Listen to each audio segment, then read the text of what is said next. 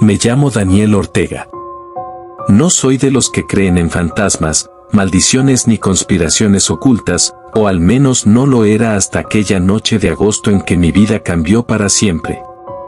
Trabajo como diseñador gráfico freelance, y aunque mi horario es flexible, tengo la mala costumbre de trabajar hasta muy tarde. Vivo en la Ciudad de México, en un edificio llamado Torre 17, ubicado en una zona bastante concurrida, cerca de Insurgentes. Es un rascacielos de más de 30 pisos, con una arquitectura moderna y fría, de esas que parecen pensadas más para impresionar que para acoger. La primera vez que entré para rentar mi departamento, lo que me llamó la atención no fue su altura ni sus ventanales, sino el silencio extraño que había en el lobby. Afuera, la ciudad rugía, claxones, vendedores ambulantes, motores de motocicletas. Pero en cuanto cruzabas las puertas automáticas, el ruido se apagaba como si alguien bajara el volumen del mundo. Me convencí de que eran vidrios especiales contra el ruido. No le di importancia, en ese momento. Al principio, todo iba bien. El apartamento era amplio, con vista hacia un cruce de avenidas donde podía ver a la gente caminar como hormigas bajo mis pies.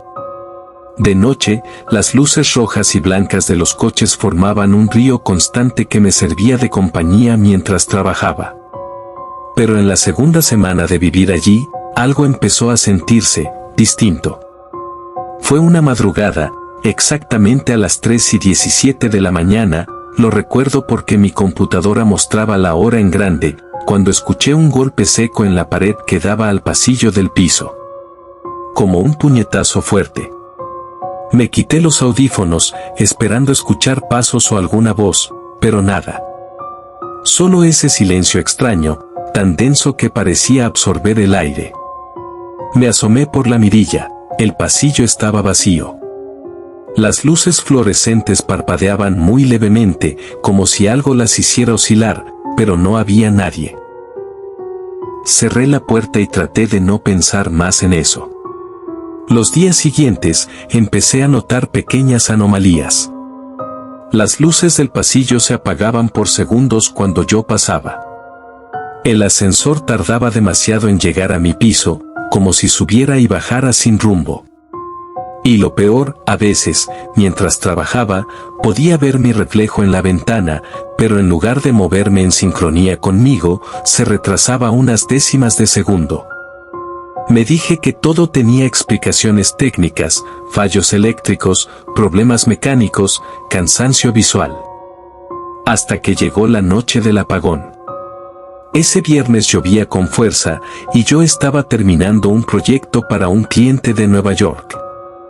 Afuera, la ciudad era un mar de charcos y neons distorsionados por el agua. A las 2:58 de la mañana, la luz parpadeó una vez, dos, y de repente, todo se apagó.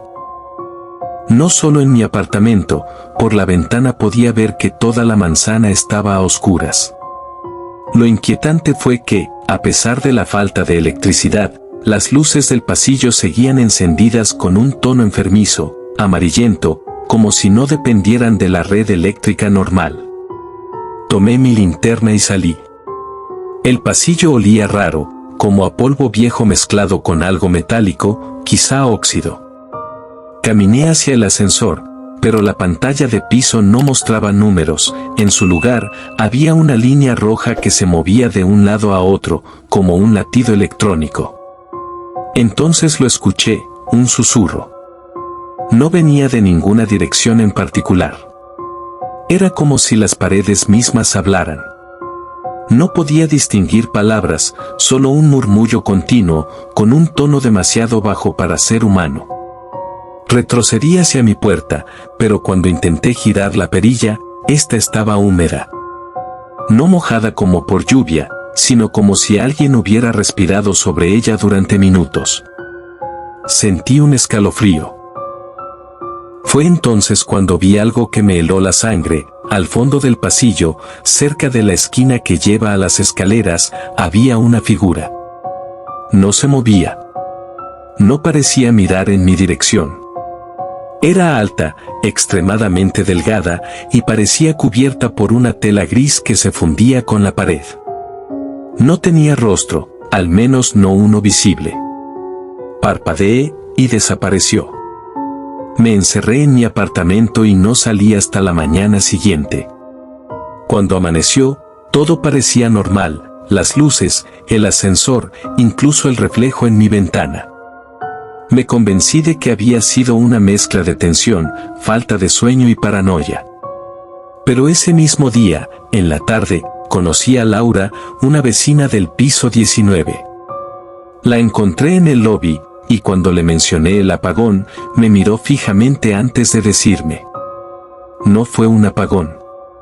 «Claro que sí, toda la manzana». «No», me interrumpió. «Aquí nunca se corta la luz. Lo que viste, pasa cada cierto tiempo. Y no deberías salir de tu departamento cuando ocurra». No quise seguir preguntando. Pero esa noche, mientras intentaba dormir, escuché nuevamente el golpe seco en la pared. Solo que esta vez, vino acompañado de 3 golpes más. Como si alguien estuviera tocando desde dentro de la pared. Esa noche, después de escuchar los golpes en la pared, me quedé sentado en la cama, con la luz encendida y el corazón latiendo como si acabara de correr. La idea de que alguien pudiera estar dentro de la pared me revolvía el estómago. No dormí.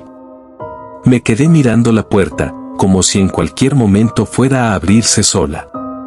Por la mañana, decidí que no podía seguir ignorando lo que estaba pasando. Fui al departamento de Laura en el piso 19. Me recibió con cara de sorpresa, pero no de agrado. «Te dije que no salieras durante el apagón», dijo sin siquiera invitarme a pasar. «Quiero saber qué pasa aquí», insistí. «No pienso vivir con miedo». Me observó por unos segundos, como si evaluara si valía la pena contarme. Finalmente, me dejó entrar. El interior de su departamento era raro. No había espejos, y todas las ventanas estaban cubiertas por cortinas negras gruesas. En las paredes, había fotografías viejas en blanco y negro, pasillos vacíos, puertas cerradas, escaleras que no llevaban a ningún lado. «Este edificio no es como los demás», comenzó. «Se construyó sobre otro, uno que nunca terminó de ser inaugurado. El proyecto original fue un hospital privado, pero hubo un incendio en los años 80. Murieron decenas de personas, pacientes, médicos, visitantes. Me contó que los cimientos del hospital no fueron retirados, simplemente construyeron la torre 17 encima, aprovechando parte de la estructura original. Y desde que se inauguró, han ocurrido cosas extrañas, desaparecen inquilinos, la gente se muda de un día para otro sin avisar, y algunos trabajadores del mantenimiento se niegan a entrar después de cierta hora. Cuando ves esa luz amarilla», continuó, «no es que se vaya la electricidad. Es que el edificio cambia». «¿Cambia? ¿Cómo que cambia?», pregunté. «Los pasillos ya no llevan a donde deberían, y lo que ves, no siempre está vivo». Sus palabras me dejaron helado. Intenté reír para romper la tensión, pero fue un sonido forzado. Antes de irme, Laura me dio algo, una llave pequeña y oxidada. «Si escuchas los golpes otra vez, sigue el sonido y usa esta llave. Solo así podrás salir». No entendía a qué se refería, pero la guardé en el bolsillo.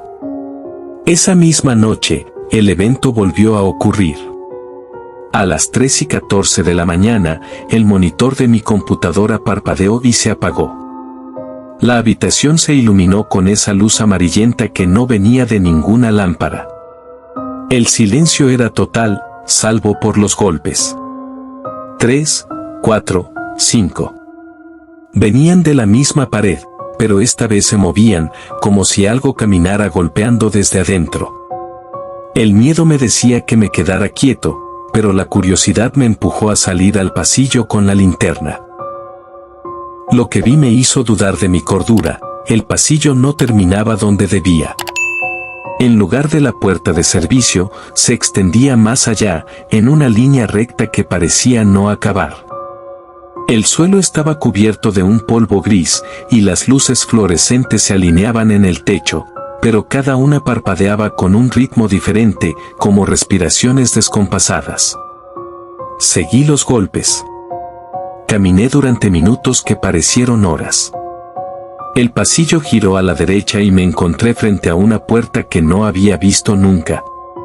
No tenía número, solo una cerradura antigua. Saqué la llave que me había dado Laura. Encajó perfectamente. Al abrir, el olor a humedad y metal oxidado me golpeó de inmediato. Dentro había una habitación vacía, con paredes cubiertas de azulejos blancos manchados de marrón. En el centro, una camilla quirúrgica oxidada, y sobre ella, marcas. Como arañazos profundos, hechos por uñas humanas. Pero lo peor no fue eso. Fue darme cuenta de que en las esquinas del techo había figuras oscuras, pegadas como insectos gigantes, mirándome. No tenían ojos visibles, pero sentía su atención. Di un paso atrás, y una voz, clara esta vez, susurró junto a mi oído. Tú, no eres paciente. Salí corriendo. No sé cómo logré regresar a mi piso, pero cuando cerré mi puerta, la luz volvió a la normalidad. Mi reloj marcaba las 3:18 de la mañana. Apenas 4 minutos habían pasado, aunque para mí habían sido eternos. Al día siguiente, bajé al lobby para buscar a Laura. La recepcionista me miró con extrañeza cuando pregunté por ella. Aquí no vive nadie con ese nombre, dijo. Y el departamento 1904 lleva vacío más de 10 años. Regresé a mi apartamento con las piernas temblando. No sé quién me dio esa llave, pero la tengo todavía. Y desde esa noche, no ha vuelto a ocurrir el apagón, aunque cada madrugada, a las 3:17, escucho un golpe en la pared. 3 golpes. Esperando que algún día me atreva a seguirlos de nuevo. Si te ha gustado este video, agradecería mucho te suscribas a este canal. Des like y compartas este video, así me ayudarás a seguir adelante. De antemano, muchas gracias por tu apoyo.